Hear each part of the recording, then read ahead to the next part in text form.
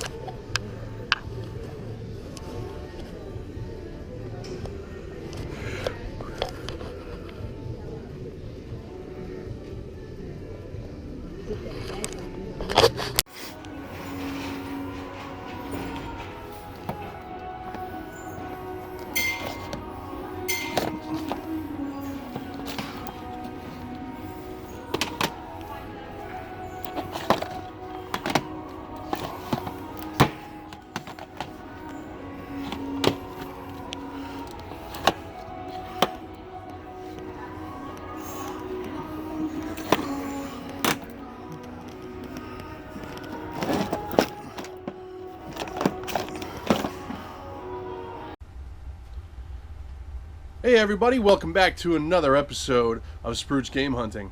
I hope you guys liked the video.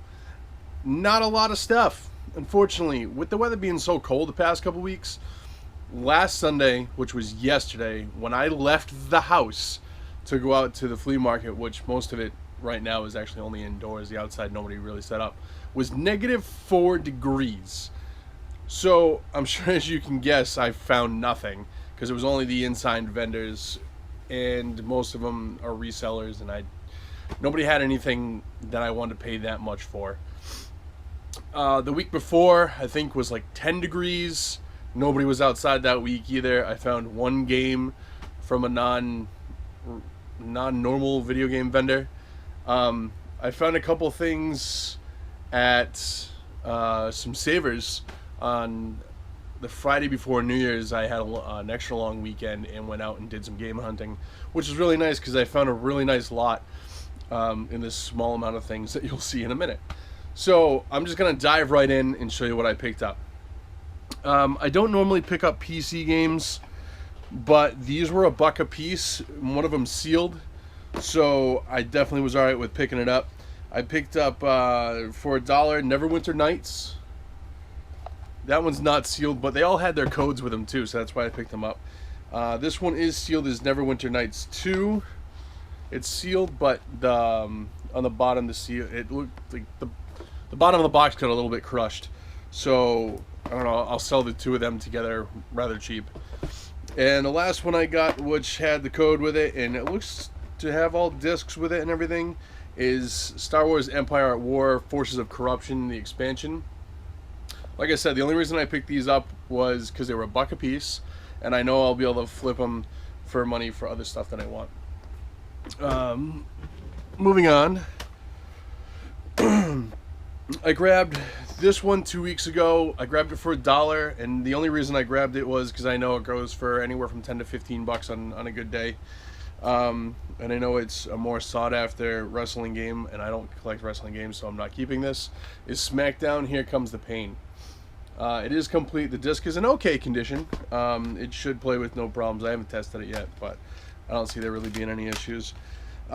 These two I picked up for about $1.50 a piece, along with another lot that you'll see in a second. You did see video on it, but I'll get more into it in a minute.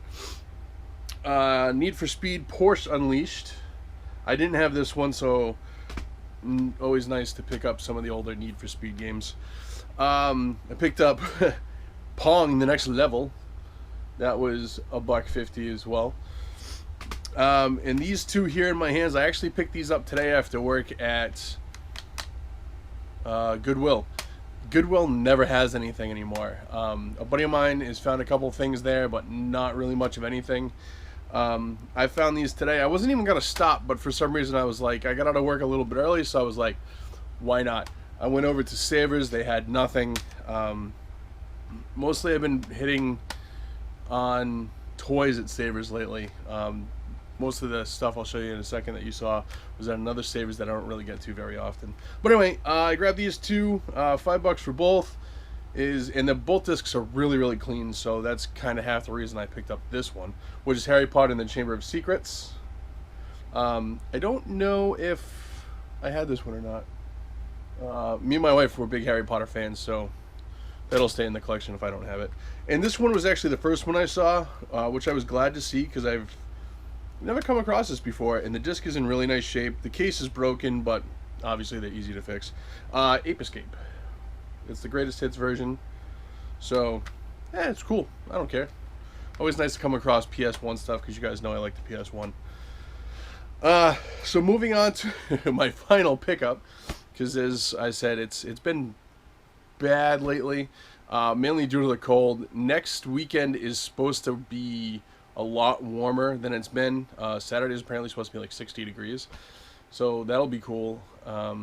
Hopefully Sunday will be good. I wasn't planning on going to Raynham next Sunday, but I probably will if it's going to be warm out, because there's no reason to really go anywhere else, because there really is nowhere else to go.